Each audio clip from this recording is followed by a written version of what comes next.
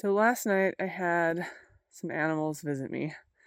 Um, at some point I definitely saw that it was an elk. Kind of saw its silhouette and its white butt, but there were definitely multiple of them, and definitely had multiple animals creep up around my tent at night. It was making all this noise. I think the elk were like ripping up the grass and just like smacking their lips like right outside my tent. And it was really noisy and annoying. And then, it kind of sucks. I mean, I was also like, what if it was a moose too? You don't want to. September, this is when they act kind of crazy. They're a little bit more dangerous. So, I had to pee in the middle of the night, and I'm just like laying there holding it, being like, fuck, just go away. Eventually, I came out and I peed, and a little bit too close to my tent for comfort, I guess, in hindsight, because then they were all over my pee spot, like kind of near my tent. Just so close. I drew them in even closer. Oh, well, I wanted to get going an hour earlier, but that kind of kept me awake last night. There is a lot more smoke out there this morning. I could really smell it, and it's enough that my throat is sore. I haven't had it that bad on this trail so far. I hope that the fires, there's actually like a bunch of fires dotted all over the map, like north of me, and there's just fires all over in Montana, really.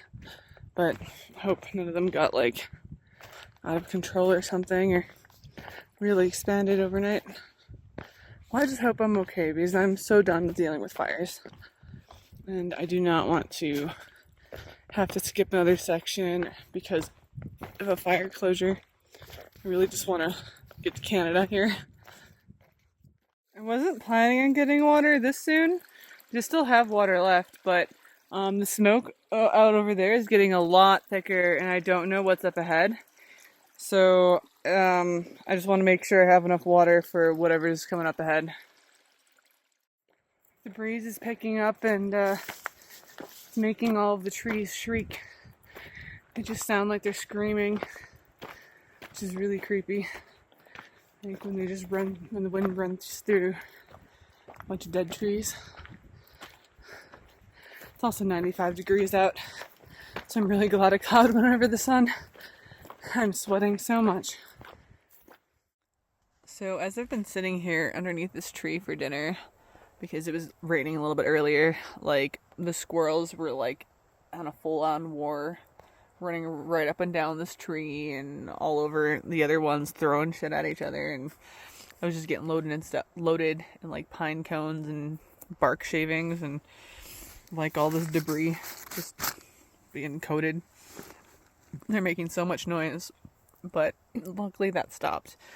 But as I've been sitting here, I'm looking at this log. This is like an actual campground. There's like a bunch of spots. There's like a fire ring and stuff that you can see underneath there. But this tree, you could tell, just fell over right where people could have been camping or sitting by the fire. And I'm just like looking at that tree over there. And that one could fall anytime.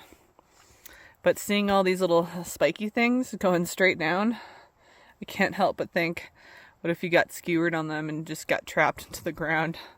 Like you wouldn't be able to just slide out from that, like you could over there.